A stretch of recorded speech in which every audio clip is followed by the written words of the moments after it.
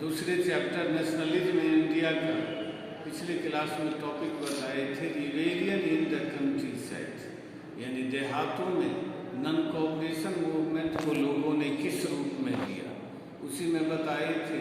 वैसे तो पूरे देश के देहाती एरिया के जो पीजेंट्स थे वे सब इसमें बढ़ चढ़ करके भाग लिए, लेकिन तुम्हारे सिलेबस में अवध के किसानों के बारे में है, उनका उदाहरण देकर के बताया गया है, जिसमें बताए थे कि किस तरह एक इंडेंटर्ड लेबर के रूप में काम करने वाले बाबा रामचंद्र जो अवध के किसानों को ऑर्गेनाइज किए। उनकी समस्या यह थी कि जो तालुकदार थे, यानी कि आजकल जिसको सर्कल ऑफिसर सीओ कहते हैं, अंचलाधिकारी जिनको कहते हैं, वही तालुकदार उर्दू में कहा जाता है। तो जो तालुकदार थे, जो लैंडलॉर्ड थे, जमींदार थे, उन लोगों के अगेंस्ट में उनकी शिकायत थी कि उनसे टैक्स बहुत ज़्यादा लिया जाता था, बेगार उनसे करवाया जाता था, उनको ज़मीन पर जो रेंट पर लेते थे वो 2-3 साल के बाद जो है सो उनसे ले ली जाती थी, फिर से उनको जो है सो कानूनी प्रक्रिया के अंतर्गत लीज पर, पट्टा पर जो है सो ज़मीन दी जाती थी। ये सब उनकी समस्या थी। उसके बारे में बताए कि किस तरह जवाहरलाल नेहरू, बाबा रामचंद्र, ये दोनों मिलकर के अवध किसान सभा नाम से एक संगठन किसानों का उस एरिया में बनाया, और वे कुछ ही समय में जो 300 इसके ब्रांच अलग अलग अवध के गाँव में जो है तो इसके ब्रांच खुल गए। और जब नॉन कोऑपरेशन मूवमेंट शुरू हुआ तो इन लोगों, ये किसान सबको लगा कि अब उनका स्वराज मिलने वाला है, अब उनको ज़मीन उनके कब्जे में आ जाएगा। उन्होंने बाजार में लूटपाट मचाना शुरू कर दिया, व्यापारियों की दुकानों पर, जमींदारों के जो गोडाउन थे जहाँ फूड ग्रेन को स्टोर करके रखा गया था, इस सब पर उन्होंने टैक्स देना बंद कर दिया। तो इस तरह जो है सो ये लूटपाट जो है सो इस आंदोलन में जो है सो शामिल हो गया, जो कि कांग्रेस के जो उद्देश्य थे उस उद्देश्य से अलग था। तो इस तरह इस उदाहरण से ये पता चलता है कि अलग अलग जो सोसाइटी के जो लोग थे वो नॉन कोऑपरेशन मूवमेंट को अपने अपने तरह से इंटरप्रेट किए, अपने अपने तरफ से उसका अर्थ निकाला, और वह अर्थ ऐसा निकाला जो उनके फायदे के लिए होती, जिससे उनको फायदा होने वाला था। जो बातें, जिन परेशानियों से वो बहुत पहले से सामना कर रहे थे, उनको लगता था कि ये नॉन कोऑपरेशन मूवमेंट उनकी हर वह परेशानी, सफरिंग और ट्रबल्स, जो परेशानी और कष्ट थे, उनसे छुटकारा दिला दे। उसी अर्थ में वो नॉन कोऑपरेशन मूवमेंट को इंटरप्रेट किए, उसका अर्थ लगाए, और उसी हिसाब से इस मूवमेंट के दौरान वे काम किए। ऐसा ही आज दूसरा उदाहरण बताएंगे ट्राइबल एरिया का, ट्राइबल रीजन में। और ट्राइबल रीजन में भी ये आंध्र प्रदेश के उदाहरण से ट्राइबल रीजन में किस तरह से पीजेंट्स इसमें नॉन कोऑपरेशन मूवमेंट में भाग लिए वो बताएंगे। जैसे गुंडेन हिल्स है आंध्र प्रदेश में, वहाँ के जो रहने वाले जो ट्राइबल लोग हैं, जिनको बोलचाल में आदिवासी कहते हैं, इनकी परेशानी यह थी कि फॉरेस्ट एक्ट लागू करने के बाद ये जो है जो इनको फॉरेस्ट में जो एंट्री इनका था उस पर बैन लगा दिया। अब ये अपने जानवरों को फॉरेस्ट में ले जा करके चरा नहीं सकते थे, जंगल से जो है सो फ्यूल वुड ये कलेक्ट नहीं कर सकते थे, जलावन की लकड़ी, जंगल से जो है सो ये फ्रूट्स कलेक्ट नहीं कर सकते थे, कोई अपने घर आदि बनाने के लिए लकड़ियाँ नहीं जो है सो ले सकते थे। तो इस सब पर जो जंगल अभी तक उनकी मैक्सिमम ज़रूरत को पूरी करती रही, उससे अचानक उनको जो डिवाइड कर दिया गया, वंचित कर दिया गया, अलग थलग कर दिया गया, और ये उनकी परेशानी का सबसे बड़ा कारण था। और ये इस परेशानी से वे छुटकारा पाना चाहते थे, इसीलिए उन्होंने मिलिटेंट गुरिल्ला मूवमेंट शुरू किया, यानी कि उग्रवादी गुरिल्ला आंदोलन शुरू किया। और इसके अधीन जो है जो वे ब्रिटिशर्स पर जो अटैक करते थे, उनको मारने की कोशिश करते थे। इनका जो सबसे बड़ा जो लीडर था उसका नाम था अल्लूरी सीताराम राजू। ये एक इंटरेस्टिंग पर्सन था, दिलचस्प आदमी था।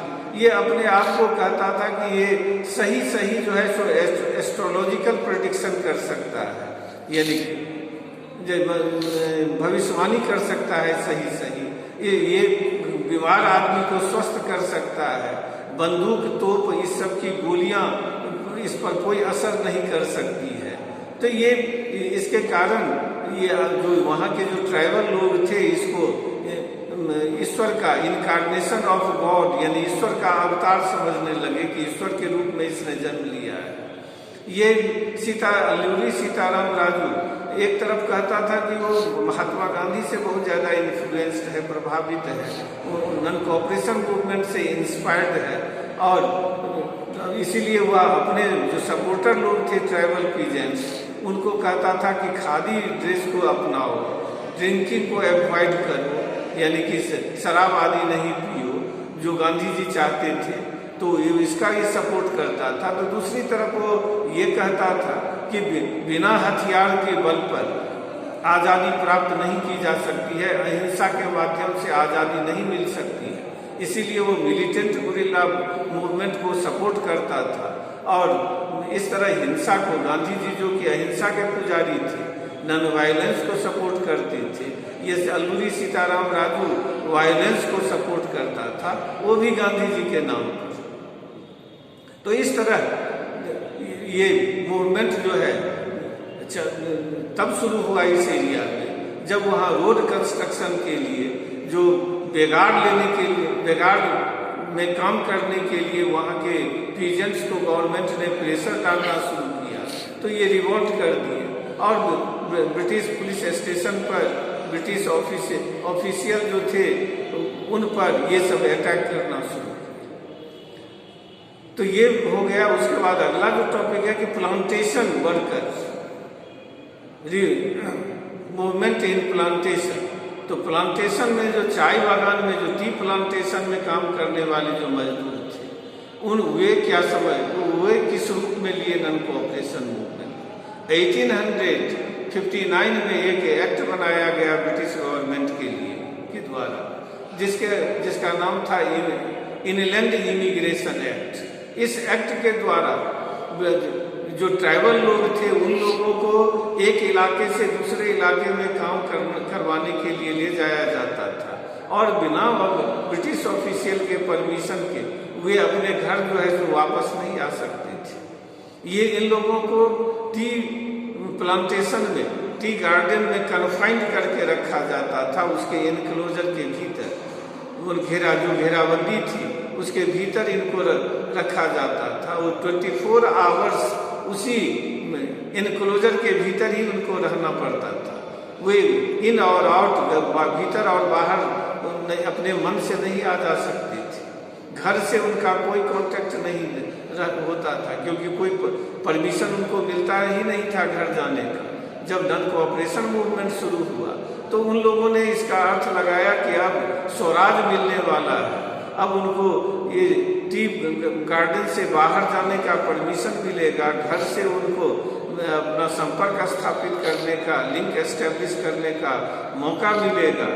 उनको ये भी उसका अर्थ निकाले कि अब गांव में ही उनको ज़मीन दे दी जाएगी, वहीं खेती बाड़ी करेंगे, उनको बाहर कहीं जाकर के काम नहीं करना पड़ेगा। ये सब जो है तो वे इंटरप्रेट किए नॉन कोऑपरेशन मूवमेंट। इसीलिए नॉन कोऑपरेशन मूवमेंट जब शुरू हुआ तो जो ये प्लांटेशन वर्कर थे, बागान में काम करने वाले जो मजदूर थे, वे अपने अथॉरिटी को, जो उनका अधिकारी था, उसको डिफाई किए, उसके ऑर्डर को मानने से इनकार कर दिया। बाहर आए, बाहर आकर के वे रेलवे और स्टीमर पकड़ने के लिए रश किए, लेकिन संजोग ऐसा था कि उसी समय रेलवे और स्टीमर के वर्कर जो थे वो स्ट्राइक पर चले गए, और बाद में पुलिस इनको जो है सो वहाँ पकड़ करके लाई और बुरी तरह इनकी पिटाई की। तो इस तरह हम देखते हैं कि सारे ये शहर, ये सबसे पहले बताए कि non cooperation movement in the towns, कि शहरों में किस तरह चला। फिर नॉन को रिबेलियन इन द कंट्री के अंतर्गत बताए कि ट्राइबल लोग कैसे जो है सो नॉन कोऑपरेशन मूवमेंट को किस अर्थ में लिए। फिर जो है जो प्लांटेशन वर्कर के बारे में बताए, उन्होंने क्या अर्थ निकाला नॉन कोऑपरेशन मूवमेंट का। तो ये सारे जो मूवमेंट थे अलग, ये लोकल मूवमेंट सब थे जो नॉन कोऑपरेशन मूवमेंट का पार्ट एक हिस्सा बन गए, उससे जुड़ गए। और सभी वर्ग के लोग जुड़ के, जिनकी अपनी अलग अलग समस्या थी, वे अलग उस समस्याओं का समाधान नॉन कोऑपरेशन मूवमेंट के माध्यम से खोज रहे थे और उसी उसका अर्थ अपने तरह से लगा रहे थे। और उस अर्थ का एक ही मूल था कि उनके परेशानी, उनका सफरिंग जो था, उनका ट्रबल्स जो था, वो उसका सॉल्यूशन जो है सो मिल जाए। लेकिन एक बात तय थी कि ये सारे काम नॉन कोऑपरेशन मूवमेंट और महात्मा गांधी के नाम पर किए जाते थे। और इस तरह इनका ये लोकल मूवमेंट सब एक नेशनल मूवमेंट जो नॉन कोऑपरेशन मूवमेंट था, उसका जो है तो इस तरह जो है तो इनडायरेक्टली एक पार्ट बन गया। इस तरह ये नॉन कोऑपरेशन मूवमेंट एक नेशन वाइड जो है तो मूवमेंट के रूप में उभरा। अगले क्लास में इससे अगला टॉपिक बताएंगे।